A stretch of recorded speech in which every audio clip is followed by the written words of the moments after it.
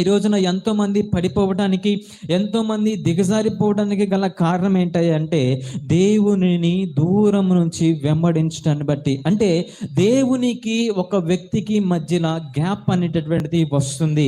ఈ గ్యాప్ అనేటటువంటిది ఉండకూడదు. దేవునికి మనకి మధ్యలో గ్యాప్ అనేటటువంటిది ఉండకూడదు అనేటటువంటి సంగతి ప్రతి ఒక్కరం కూడా మనం జ్ఞాపకం చేసుకోవాలి. ఏమండి, దేవునికి మనకి గ్యాప్ ఎలా ఉంటుందా అంటే, ఒక భార్య భర్తలకి కనుక గ్యాప్ వస్తే ఆ మధ్యలో ఎవరో ఒకరు దూరేసి ఏం చేస్తారంటే వారిని ఇంకా దూరం చేస్తున్నట్టుగా మనం చూస్తాము. భార్య భర్తలకు కనుక గ్యాప్ వచ్చిందనుకోండి, వారికి ఏం చేస్తారు, మధ్యలో ఆ గ్యాప్ రావటాన్ని బట్టి అనేక మంది మన ఇంటి ఎదురువారు కావచ్చు, పొరుగింటి వారు కావచ్చు, లేదా మన బంధువులే ఏం చేస్తారంటే అనేకమైనటువంటి పొలలు పెట్టి వారిని ఇంకా దూరం చేసేటట్లుగా మనం చూస్తాము. ఏ విధంగా అయితే భార్య భర్తలు ఇద్దరికి గ్యాప్ ఉండకూడదో, అదే రీతిగా దేవునికిని అదే రీతిగా మనకుని కూడా గ్యాప్ అనేటటువంటిది ఎప్పుడు కూడా మనకి ఉండకూడదు. ఈ విషయాన్ని మనం శ్రద్ధగా ఆలకించినట్లయితే మనందరికీ కూడా ఇక్కడ అర్థమవుతుంది. ఏమండి, ఇక్కడ మనం చూడగలిగినట్లయితే, బైబిల్లో మనం చూడగలిగినట్లయితే పేతురు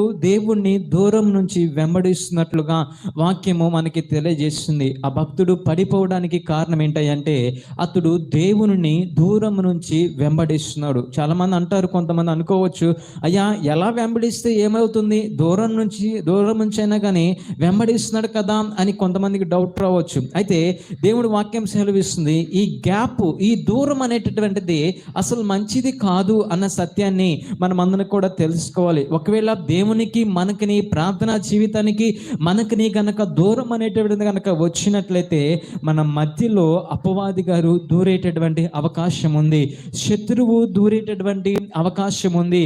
ఈ అపవాది దూరి ఏం చేస్తాడంటే ఆ గ్యాప్ను, ఆ దూరాన్ని ఇంకా రెట్టింపు చేస్తాడు. ఆ గ్యాప్ను ఇంకా పెద్దదిగా చేసి నువ్వు దేవుని నుంచి దూరం చేసి మనల్ని అందరినీ కూడా నరకానికి తీసుకెళ్తున్నట్లుగా ఆ యొక్క అపవాది వాడు ఏం చేస్తున్నాడంటే ప్రయత్నం చేస్తూ ఉంటాడు. కనుకనే ఈ గ్యాప్ అనేటటువంటిది మనకంత మంచిది కాదు. ఈ గ్యాప్ అనేటటువంటిది, ఆ దూరము చాలా ప్రమాదకరము అన్న సంగతి మనం అందరం కూడా తెలుసుకోవాలి. ఈరోజున ఎంతోమంది ఆ సంగతి తెలుసుకోకుండా, ఆ విషయాన్ని జ్ఞాపకం చేసుకోకుండా ఎంతోమంది దేవునికి ఎడమైపోతున్నారు. ఎంతోమంది పరీక్షించుకోలేనటువంటి పరిస్థితిలో మనము చూస్తూ ఉన్నాము. ఇలా పరీక్షించుకోవాలి, ఈ రోజున నేను దేవునికి దగ్గరగా ఉన్నానా లేకపోతే దేవునికి దూరం అయిపోయానా అన్న సంగతి ప్రతి ఒక్కరిని కూడా మనం పరీక్షించుకోవాలి. కనుకనే ప్రభు బల్ల దగ్గర ప్రతి ఒక్కరికి కూడా ఒక మంచి పని ఉంటుందండి. ఆ పని ఏంటంటే పరీక్ష సమయమో, ప్రతి ఒక్కరు కూడా పరీక్షించుకోవాల్సినటువంటి సమయమో.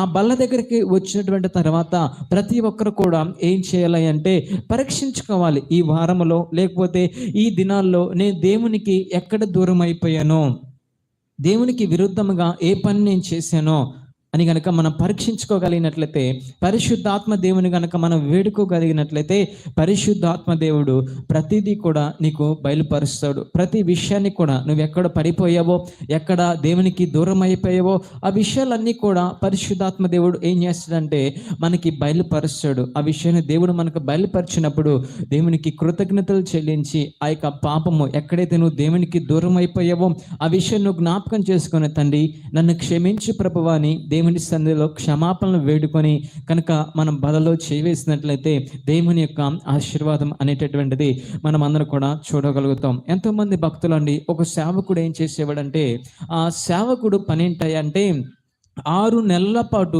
వరుసగా బాడీకి ఏం చేసేవాడంటే అతను ప్రసంగాలు చేసేవాడండి. 6 నెలల పాటు వరుసగా ఏకదాటిగా ప్రతి దినము కూడా అనేకమైన ప్రాంతాల్లో వాడబడేవాడు, అనేకమైన ప్రాంతాల్లో ప్రసంగాలు చేసేవాడు.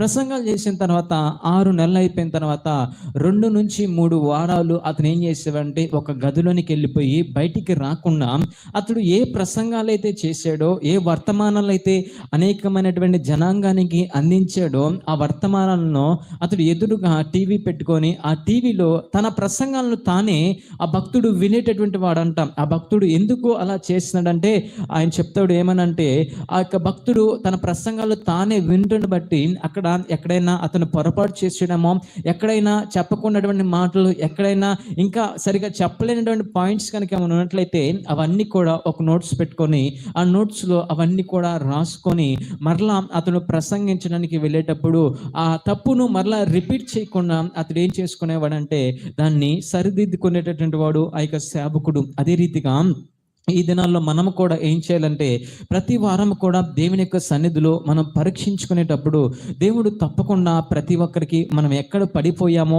ఎక్కడ దిగజారిపోయామో అన్న సంగతిని పరిశుద్ధాత్మ దేవుడు మనకి బయలుపరుస్తాడు. అలా బయలుపరిచినప్పుడు మనం కూడా ఒక డైరీ అనేటటువంటిది మెయింటైన్ చేసి ఒక పుస్తకాన్ని కనుక మనం దాంట్లో కనుక రాసుకోగలిగినట్లయితే అప్పుడు మనం ఎక్కడ పడిపోయామో, ఈ వారంలో ఏ విషయంలో మనం పడిపోయామో అన్న సంగతి మనము కూడా తెలుసుకుంటాం. తద్వారా మరలా దానిని మనం రిపీట్ చేయకుండా, మరలా దానిని పునరుద్ధానం చేయకుండా, మరలా మన జీవితంలోకి ఆ తప్పిదము రాకుండా మనం చూసుకోగలిగినట్లయితే దేవుని యొక్క ఆశీర్వాదము, దేవుని యొక్క మేలు, దేవుని యొక్క దీవెనను మనం అందరం కూడా పొందుకోగలుగుతాం. ఈ రోజున చాలా మంది ఇది అంటే దాన్ని చేయలేకపోతున్నారు కనుకనే దేవుని యొక్క ఆశీర్వాదానికి దూరం అయిపోతున్నారు. అదే రీతిగా దేవునికి ప్రార్థనా జీవితానికి కూడా వారు ఎడమైపోతున్నారు. ప్రియులారా, ఈ రోజున ప్రభు చెప్తున్నటువంటి విషయం ఏంటంటే దేవునికి మనకి మధ్య గ్యాప్ అనేటటువంటిది ఎట్టి పరిస్థితులు కూడా ఉండకూడదు.